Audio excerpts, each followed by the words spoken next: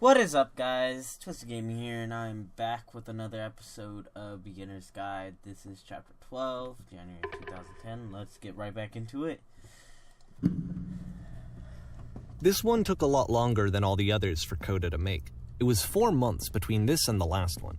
That's twice as long as it took him to make any other game before this, and it's not like it's particularly complex, so I remember I found that a little strange at the time. Whoa, but it is fucking big. Whoa, everything kind of went quiet.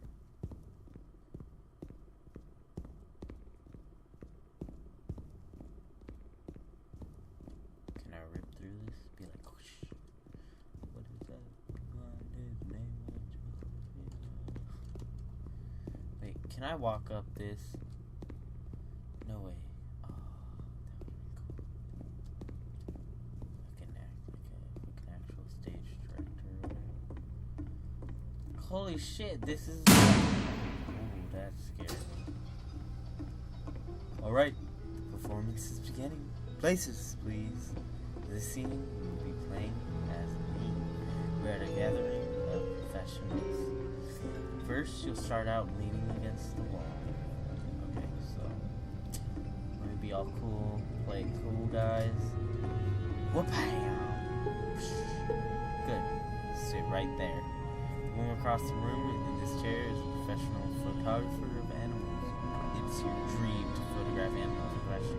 This is your chance to learn something from her, to gain something, to succeed. Go on, say something to her. Where's the bathroom? Sorry, I have to...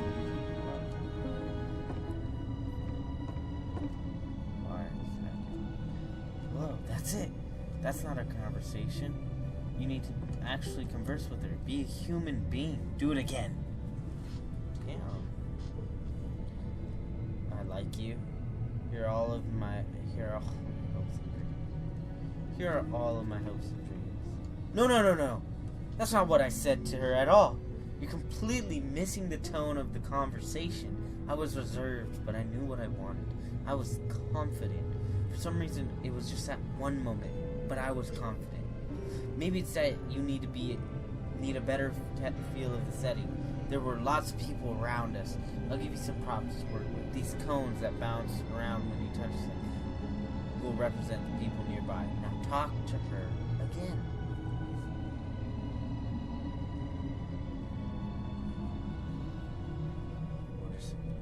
You must have worked really hard to get where you are. You're messing it all up again. You'll freak her out if the conversation gets that personal that quickly. Do you not realize how important this was for me? I'll never get another chance. I don't know how to get a finish. I want to try something. Try stepping back from the stage. This way. Right? Towards the back post.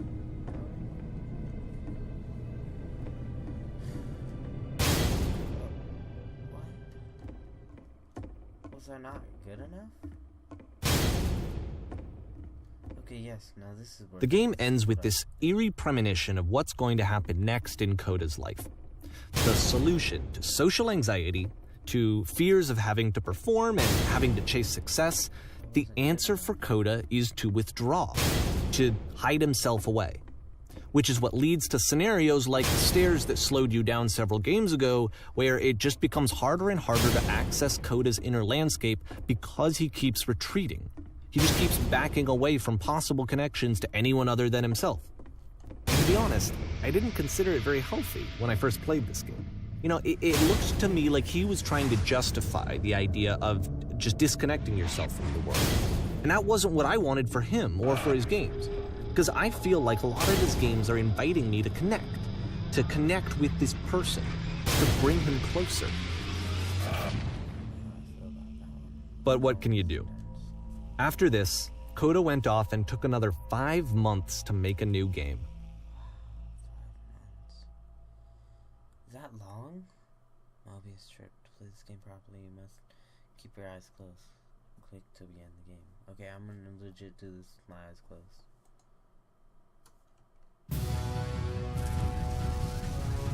Really? thought it was something in the... Okay, I did close my eyes.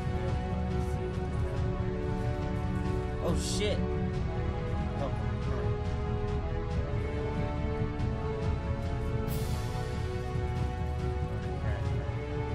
Can I save us? Is there anything I can do?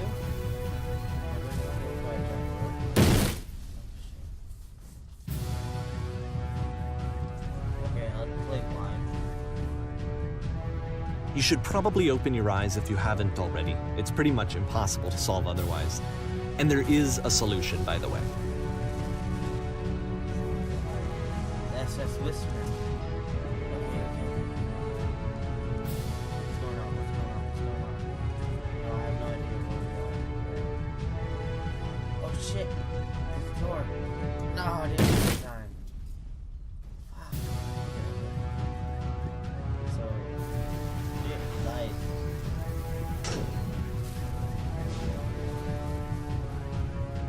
The only way to stop it is to speak something that is honest.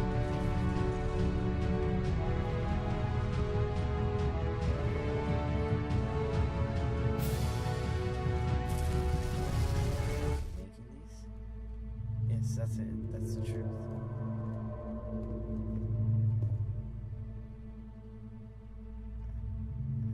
Like I said, I was getting concerned. First off, he's never been this explicit in his work about exactly what he's thinking. So where's that coming from? But then even weirder, his work has potentially stopped being an outlet for him. Not like he's having trouble iterating on ideas, but he literally just can't think of new ideas anymore. And in person, he was being a lot more distant than usual. Like, you know how sometimes a person will just deflect anything that you say in order to keep themselves disconnected all the time? It was that kind of thing. I haven't been honest. Here was the point in my relationship with Coda where I really started to wonder if he needed my help in some way.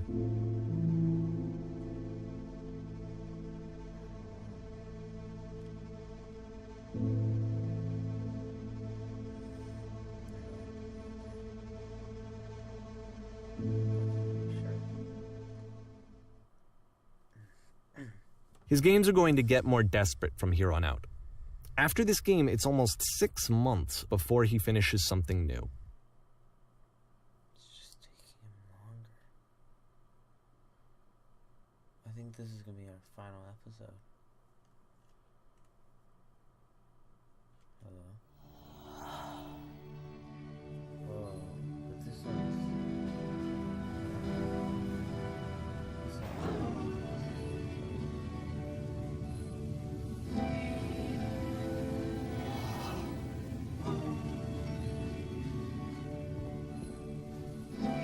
Is that a person? Rumba? It's been a long time since I've talked to him. What's wrong? You look lost.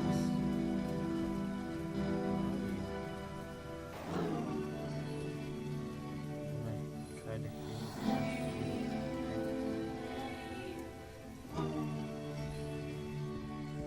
so oh no, what's happened? Did something change?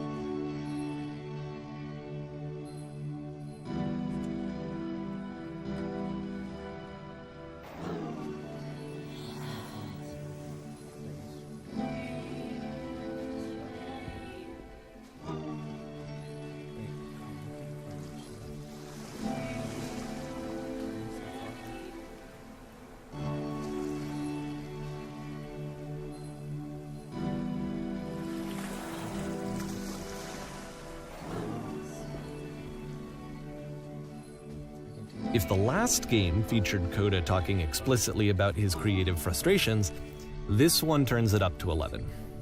Now, put yourself in my shoes playing this. Here's a friend whose work is exhibiting signs of struggle, frustration, anxiety, depression, even. And yet, still, he keeps making games. He keeps throwing himself into the grinder even when he clearly doesn't have the energy for it anymore. Why? What is it for?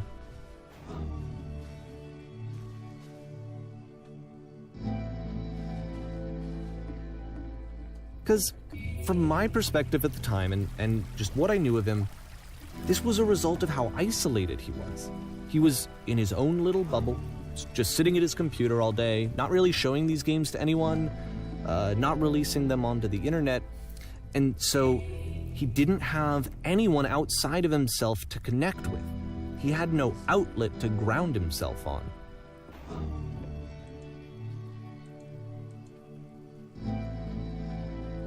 First you have to open.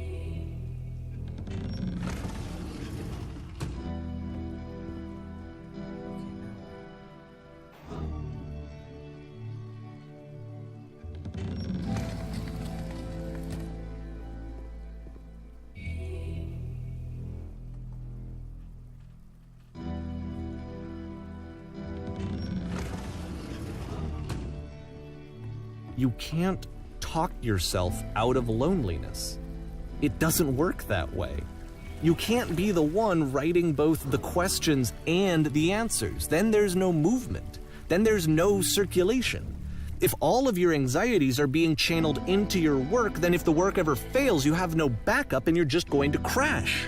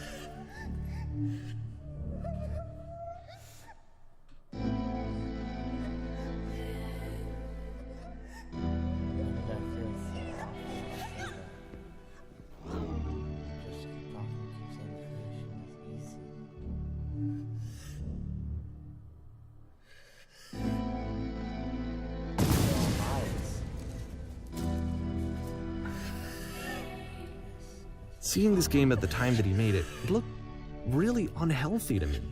I was watching him do this to himself, and I hated it. I hated seeing him so trapped. It's like, video games are not worth this amount of suffering. This is someone I really cared about. And I used to get so much joy out of seeing him create. For him to suddenly become angry and frustrated like this, it was the worst thing for me.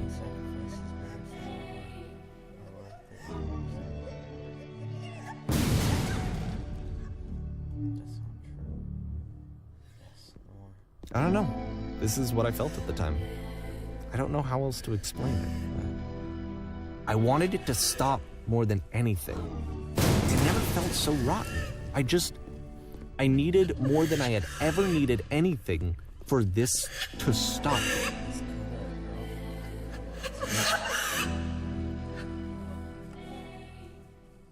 But it didn't stop. After finishing this one, Coda takes another 7 months and comes up with a new game. May 2011. The Machine.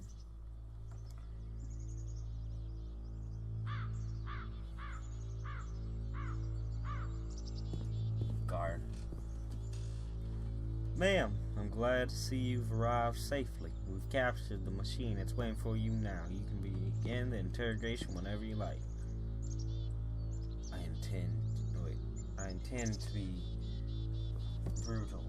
Very good. Just be warned that someone called the press, so we might have a bit of attention on this one. Also, one more thing that you should know about the machine. It calls itself Coda. I think he might have lost someone because of his work. Yeah, I think he lost a lot because of his work. Maybe friends. And of course, it's the machine.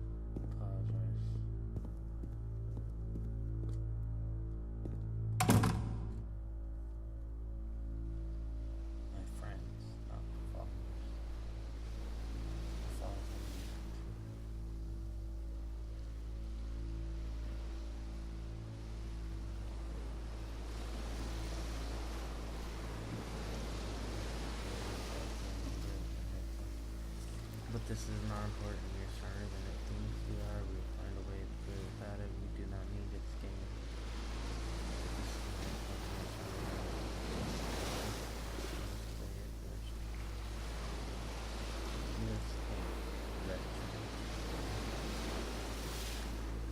Follow me. We will destroy the chain.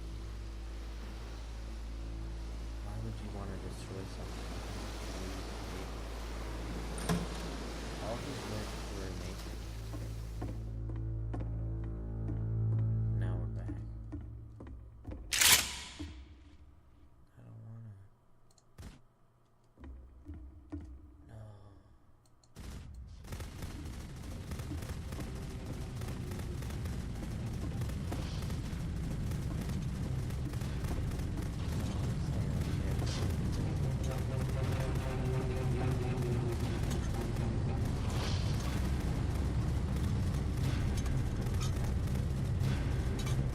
So now the work is becoming self-destructive.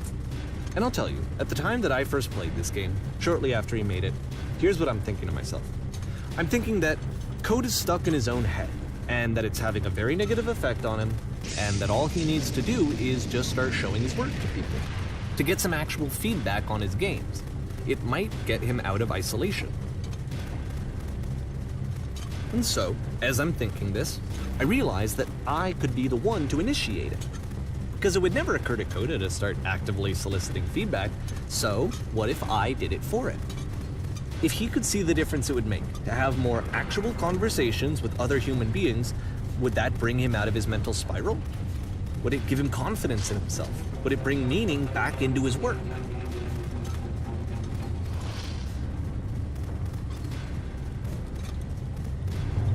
Shit, I fell. So I started showing Coda's work to people. I took this one, and the islands which you just played, the theater, the notes, the house cleaning game, and some of the prison escape games. I brought them to people that I knew and trusted. I asked their opinions. And the great part is that they really loved his games. You know, the point of it all was just to give him some external reference point, but they genuinely loved his work. There was nothing for him to be afraid of.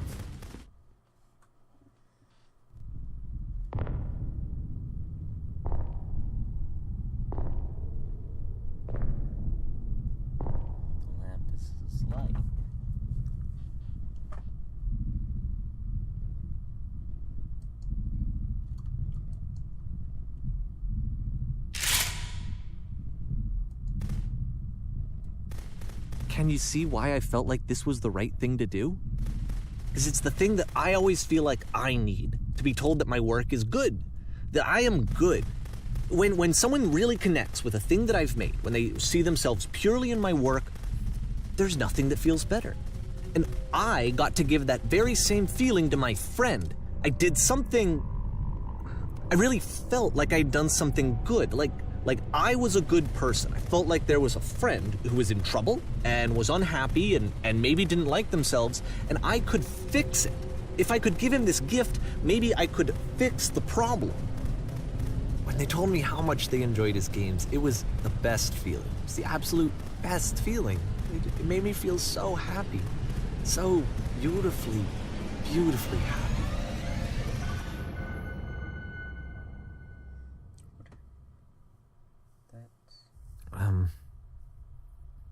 So anyway, Coda finishes this game, and then really he just kind of takes off for a while.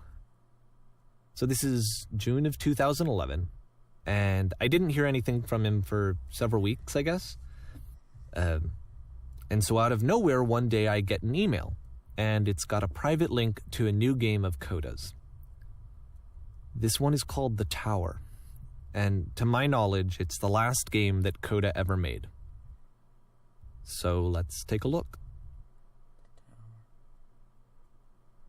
June 2011. So I guess this is gonna be the last episode, guys.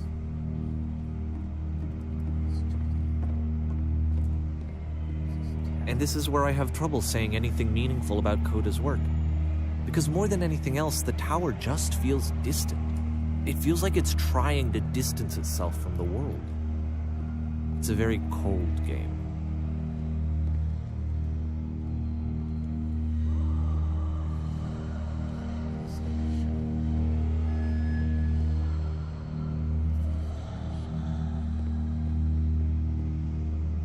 this room actually has a maze in it. Except that all the walls of the maze are invisible. And then every time you touch one of the walls, there's this awful flashing and noise, so the experience is really miserable. The game goes beyond not being meant to be played, it actually seems to despise the player for trying to play it at all. But I do want to show you the rest of the levels, so when you're ready to continue, press enter and I'll put a bridge over the maze.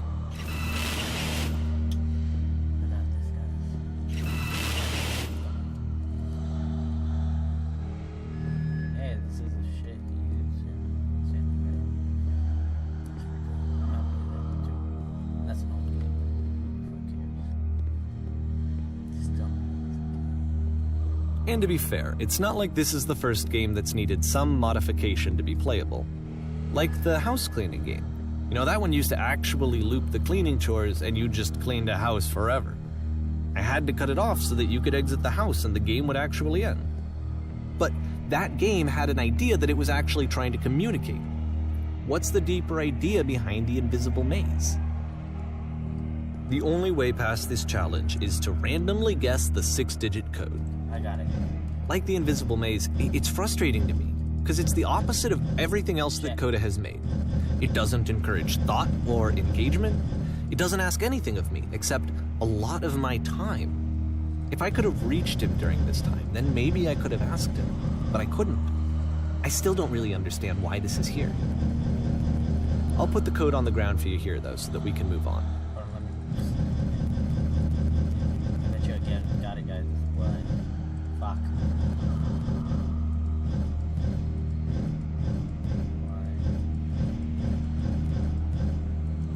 Fuck. 1, 5,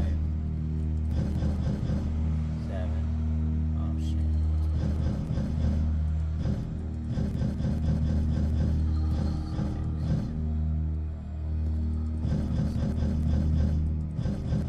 Motherfucker. Get that on. Nancy Grant, guess that code. What happened?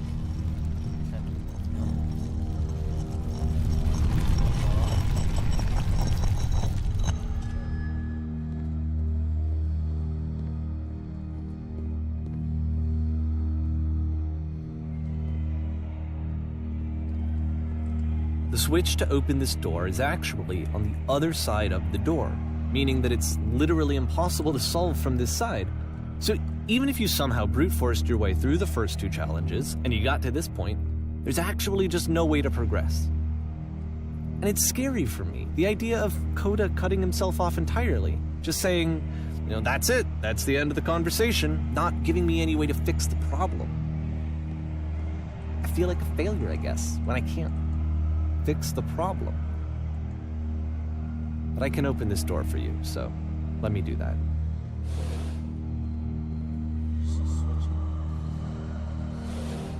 Was I a failure for not understanding this game? I mean, I don't know why I would be. It's not like everything needs to have a solution, but I feel it somehow. I feel like I failed, and I don't understand why. I remember, it's June of 2011, I'm playing this for the very first time, and as I'm playing, I'm thinking to myself, I don't know this person. I have no idea who this person is. It wasn't the guy I knew, it wasn't my friend. I had come to so many conclusions from looking at all of his work up to this point, and then suddenly none of them... I had been trying to, though, that was the thing.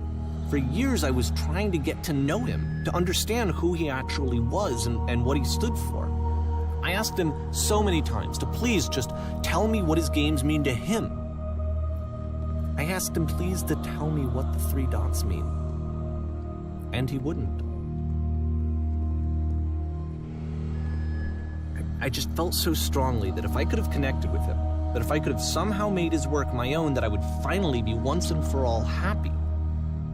It was that I needed to see myself in someone else. I needed to be someone other than me. But he stopped and left, and it felt somehow like I had failed.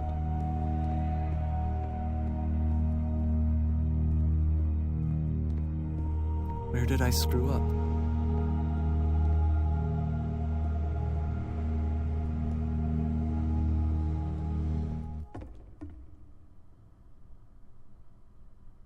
I'm the reason that you stopped making games, aren't I? It's because of what I did. I poisoned it for you. 1 second, I'll be right back.